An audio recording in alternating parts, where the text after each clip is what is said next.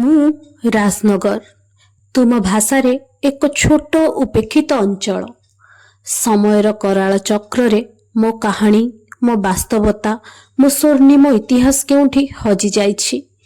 ନା ଖୋଜିବାକୁ କିଏ ଚେଷ୍ଟା କରିଛି, ନା ଜାଣିବାର ପ୍ରୟାସ। ଦୀର୍ଘ 10 ବର୍ଷ ତଳେ ମୋ ଉପକୂଳରେ ମିଳିଥିଲା ଏକ ବହୁ ପୁରାତନ ଜାହାଜର ଭଗ୍ନାବଶେଷ। କୁହାଯାଉଥିଲା ଏ ଜାହାଜ ବୋଧହୁଏ ବ୍ରିଟିଶ ଅମଳର କି ଆହୁରି ପୁରୁଣା। କିନ୍ତୁ ମୋ ଇତିହାସ ପରି ସେ ବି ହଜିଗଲା ସମୁଦ୍ର ଗର୍ଭରେ। ନା କିଏ ଖୋଜିଲେ, ନା ଜାଣିଲେ। ହେଲେ ପ୍ରକୃତି ଭୁଲି ନଥିଲା ମୋତେ। ପୁଣି ଥରେ ବାତ୍ୟା ମନ୍ଥାର ପ୍ରଭାବରୁ ମୋ ଇତିହାସର କିଛି ପୁରୁଣା ଅଂଶ କୂଳରେ ମଥା ପିଟି ନ୍ୟାୟ ମାଗୁଛି।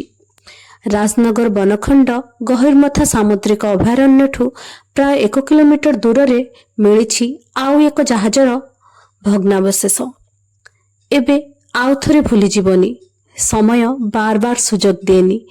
ଖୋଜିବ ମୋ ଇତିହାସକୁ, ପୁରୁଣା ଗୌରବମୟ ରାଜନଗରକୁ, ମୋ ପରିଚୟକୁ, ନିଜକୁ, ନିଜ ରାଜନଗରକୁ।